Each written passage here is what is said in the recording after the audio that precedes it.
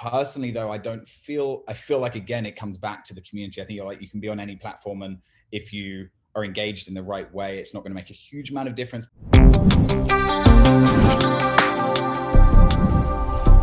Jacob, are you here? I am indeed. Hey, how's it going? Hey, Jacob, how are you? Very good. Very happy to be here. I absolutely love Exulo's work, so it was great to hear from him.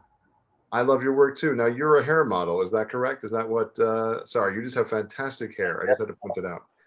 Um, Jacob, I mean, I spent so much time in the space. I haven't had time to shave or do anything. I've just been like deep into it and not focusing on anything else. are you familiar with the concept of studied negligence? Because then you've got it just, they would spend hours, looking like they didn't do anything. And I'm sure you didn't do that, but you just look fantastic the way you are. Um, so for Jacob, for people that aren't familiar with what you do, can you give us a little primer to start? Yeah, definitely. My name's Jacob Riglin. I'm a photographer, videographer, creative director, kind of mishmash. I've been shooting still photos for the best part of 7 or 8 years. And through that built a kind of I guess, a presence across social media for the type of work I was creating that was very much within the travel and lifestyle space. Spent many years traveling and exploring some really exciting parts of the earth, and getting to see a lot of the beautiful places. And then kind of shifted more into video work, creative direction of various different kind of commercial campaigns, and more recently focused on a mixture of kind of like life. Well, obviously, because travel isn't really a thing that many of us are able to do at the moment. I've shifted my focus into a lot more creative direction, actually the automotive space, which is kind of more for the photography side of things. And then the teaching space for me as well. So I teach a lot of photography and have an online platform where I share a lot of my work and work with a lot of other people to get people to kind of, improve their creative skills in photography.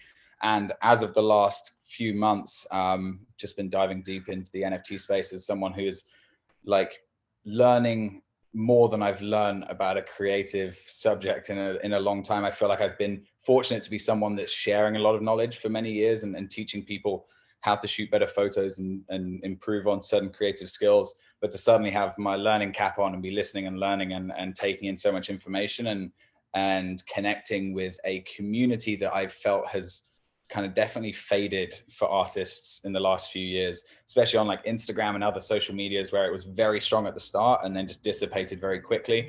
The NFT space is incredible, and been very fortunate to kind of be listening and learning and sharing input where I can, and hopefully eventually shifting my photography into being something that other photographers also can kind of, like become successful in the NFT space.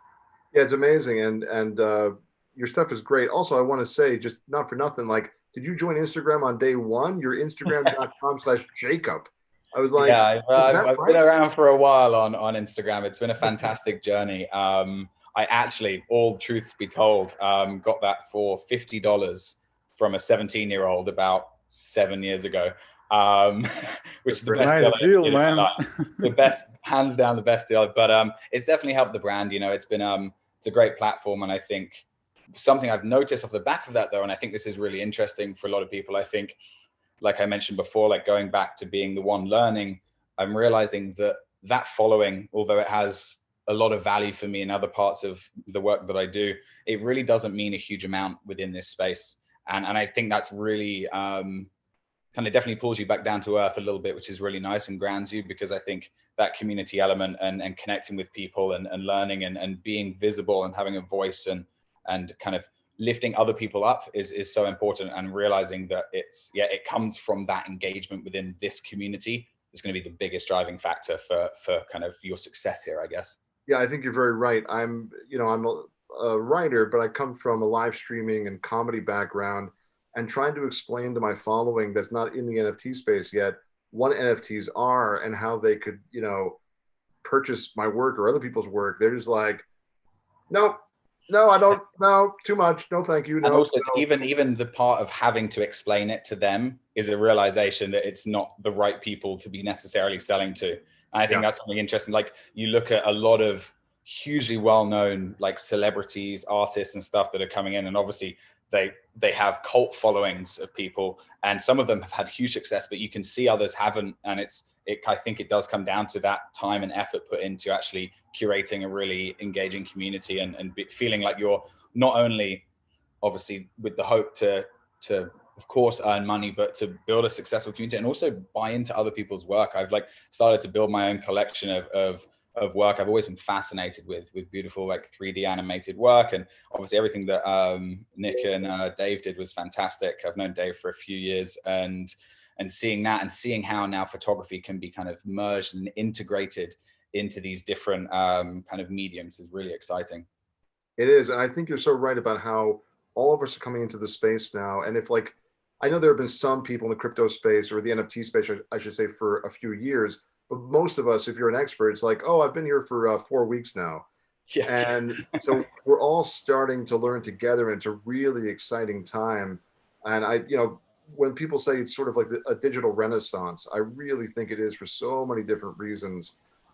So we have some questions from the community, from our Facebook group.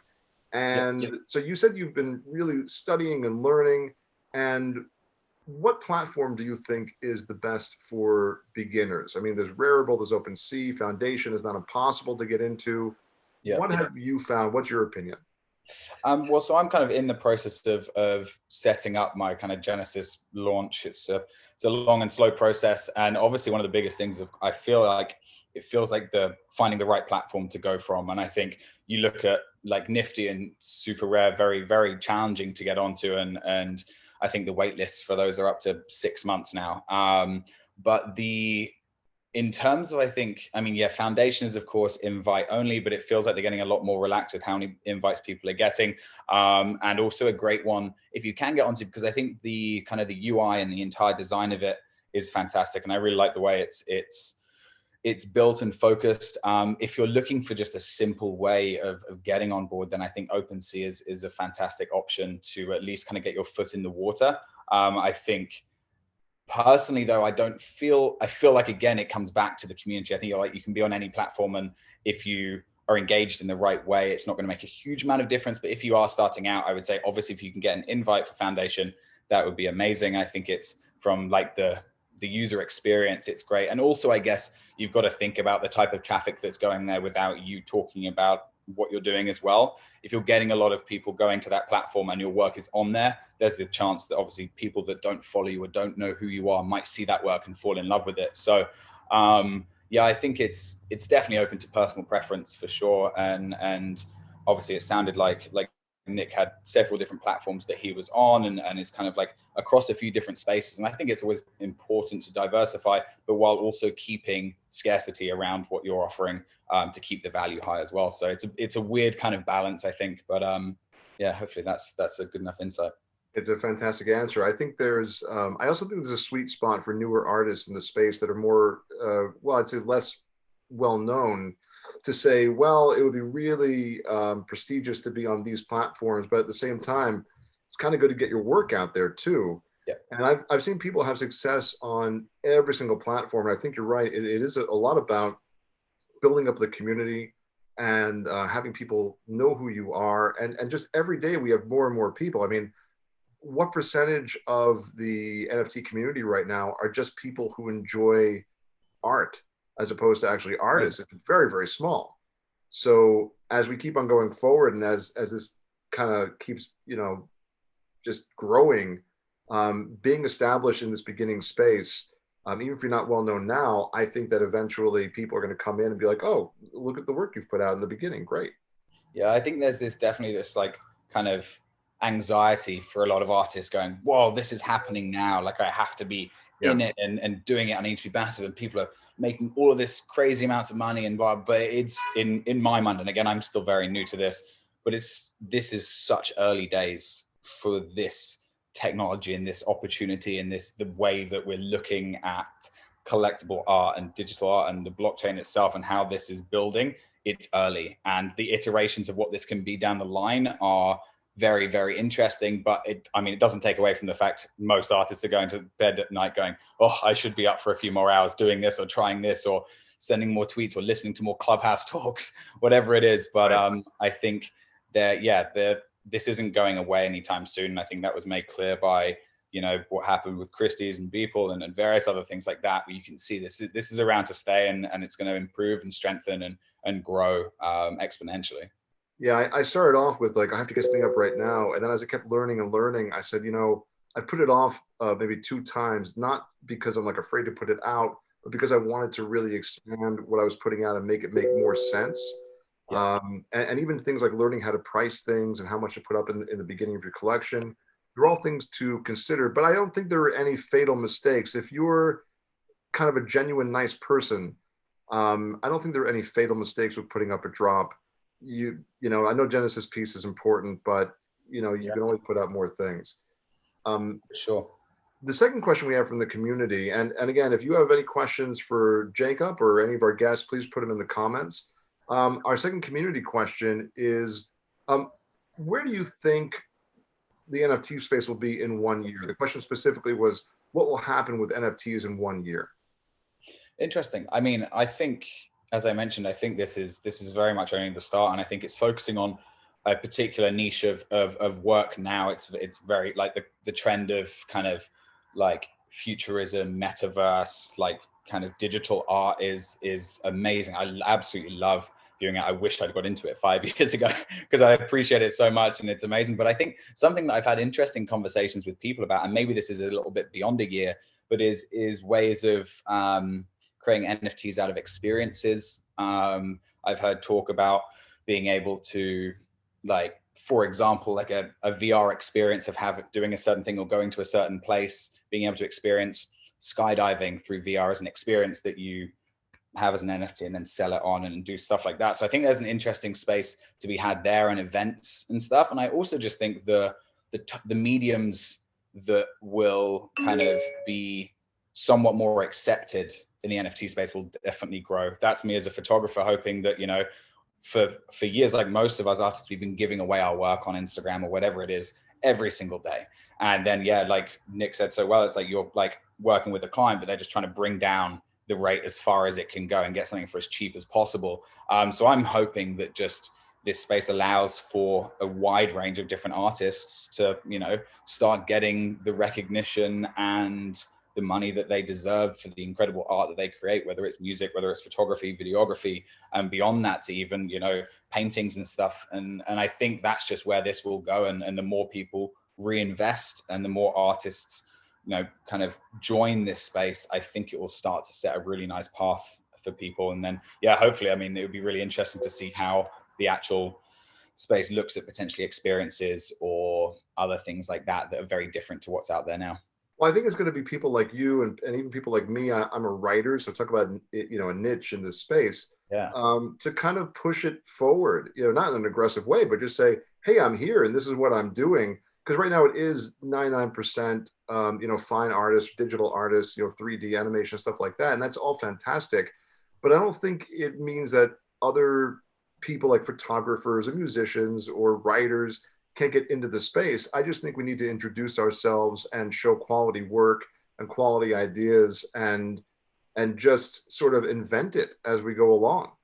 Yeah, I agree with that, to be honest, because I think thinking about what I wanted to launch first and working on that, I went way too heavily into I need to adapt completely to what's out there and maybe have an idea, but then get someone else to do it that can build this and be much more kind of like 3D animation vibe, which I don't know anything about. I have great ideas, but like I would still be relying 90% on someone else to create this. And I'm feeling that takes away so much from the skill level that I already have. So I kind of like dialed it way back and then now thinking, hey, how do I kind of take some of my video work and my stills and then kind of tweak them to be somewhat more angled towards the trends, but still stay very true to my own work. So I think that's something important to, if you feel like you don't necessarily fit in straight away, I feel like, again, it's so early that eventually you will, and maybe even just trialing some things that aren't necessarily exactly the same as everything else is a benefit for the community as a whole.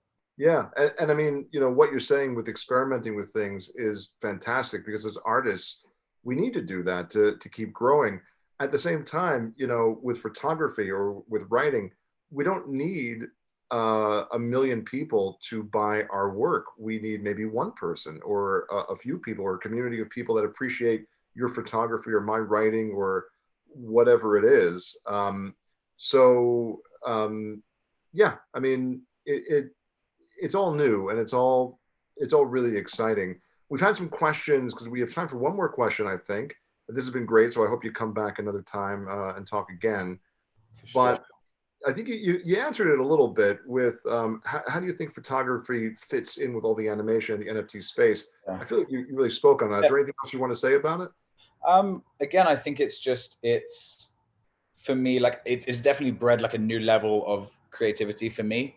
And like I've suddenly felt like really excited about diving into some of my older work. And I used to do a lot of Photoshop editing and creating kind of more surreal landscapes. And then I shifted away from that because I spent so much time traveling. And I was like, I feel like these need to represent something real. I'm selling someone a destination. It can't be fake.